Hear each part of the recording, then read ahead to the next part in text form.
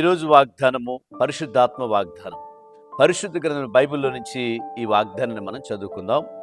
2 సమూయేలు గ్రంథం 5వ అధ్యాయం 10వ వచనం. దావీదు అంతకంతకు వర్ధిల్లెను, సైన్యములకు అధిపతిగు యెహోవా అతనికి తోడుగా ఉండును. ఈరోజు ప్రియమైన దేవుని బిడ్డలారా, పరిశుద్ధాత్మ దేవుడు మనకిచ్చే గొప్ప వాగ్దానము, దేవుడు తోడుగా ఉన్నాడు. ప్రభునందు ప్రియులారా, మీరు గమనించండి, దావీదుకి దేవుడు తోడుగా ఉన్నాడు కాబట్టి దావీదు వర్ధిల్లాడు. మన జీవితంలో చింతల్లో, కష్టాల్లో, ఇబ్బందుల్లో, బాధల్లో, అనారోగ్యతల్లో, ఎన్నో పరిస్థితుల్లో మనం చింతిస్తూ ఉంటాం.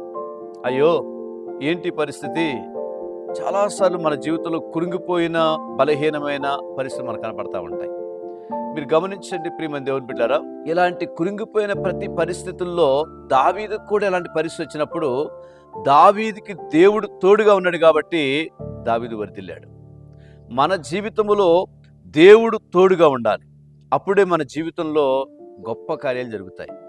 గమనించండి, భూ సంబంధమైన కొండల వైపు చూస్తే మనకు సహాయం దొరకదు, కానీ పరలోక కొండల కొరకు మనం ఎదురు చూస్తే మన కొరకు గొప్ప కార్యాలు జరుగుతాయి. ఈరోజు వర్ధిల్లట లేని స్థితిలో ఉన్నవేమో, దేవుడు అందుకే మాట్లాడుతున్నాడు. ఈరోజు నిన్ను ప్రత్యేకంగా దేవుడు వర్ధిల్ల చేయాలనుకుంటున్నాడు, నిన్ను ఆశీర్వదించాలని, దీవించాలని దేవుడు ఇష్టపడుతున్నాడు. ఓ ప్రాంతంలో ఒక ఫ్యామిలీ ఉన్నారు.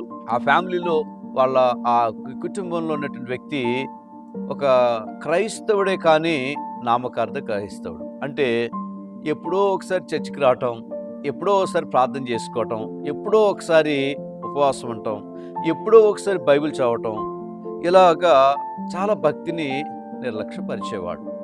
నా ప్రియ దేవుని బిడ్డలారా, తన జీవితంలో ఒక మంచి బిజినెస్ కలిగి ఉన్నాడు. అతను ఎప్పుడు కూడా దేని మీద ఆధారపడతాడంటే లోకంలో ఉన్న వాటి మీద ఆధారపడతా ఉంటాడు. మీరు గమనించండి ప్రియులారా, ఇలా ఆధారపడుతూ అనుకున్నాడు, ఇక నాకేముంది, అంతా బాగానే ఉంది కదా, మంచి లైఫ్ ఉంది కదా అని అనుకున్నాడు. జరిగిన విషయం ఏంటంటే, కొంతకాలానికి బిజినెస్లో కొన్ని నష్టాలు వచ్చాయి. నష్టాలు వస్తే ఏం చేయాలో అర్థం కావట్లే.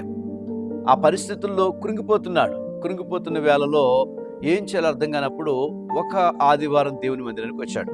వచ్చి ఆ ఆదివారంలో ఆ రోజు పరిశుద్ధాత్మ దేవుడు ఆ సేవకుడి ద్వారా చాలా గొప్ప వాగ్దాన పూర్వకమైనటువంటి వచనాన్ని మాట్లాడాడు. ఏమని మాట్లాడంటే, దేవుడు నీకు తోడుగా ఉంటే నువ్వు వర్ధిల్లుతావు, నీ మీద నువ్వు హోప్ పెట్టుకుంటే నువ్వు ఎప్పుడు ముందుకు వెళ్ళలేవు, నువ్వు చాలా నష్టాల్లో కొన్నిసార్లు పడిపోయిన స్థితి ఉంటుంది. దేవుడిని ఆశీర్వదించాలన్నప్పుడు ఆ వాక్యం విని తన జీవితంలో చాలా పశ్చాత్తాపడి ప్రభుని అడిగాడు, ప్రభువా, ఇక నా జీవితంలో ఈ నామకార్థమైన స్థితిని తీసేయి.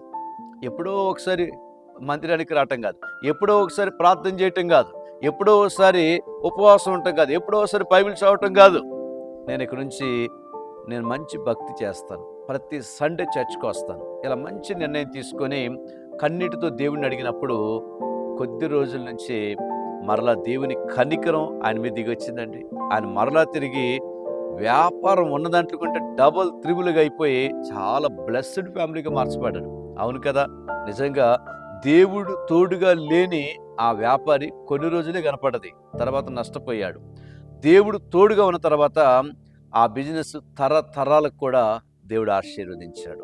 ఒకవేళ దావీదును తరతరాలను ఆశీర్వదించిన దేవుడు ఈరోజు నీకు కూడా అదే వాగ్దానం చేస్తున్నాడు, నిన్ను వర్ధిల్లింప చేసి, ఎందుకనగా దేవుడికి తోడుగా ఉండి నిన్ను ఆశీర్వదించును గాక. ఈరోజు ఎంతమంది బర్త్డే జరుపుకుంటున్నారో, ఈరోజు దయని కిరీటం దేవుడు మీకు ఇచ్చి మిమ్మల్ని ఆశీర్వదించును గాక. ఎంతమంది యానివర్సరీ చేసుకుంటున్నారో, ఈరోజు వారి జీవితంలో దేవుడు వారికి తోడయుండి వారిని ఆశీర్వదించును గాక.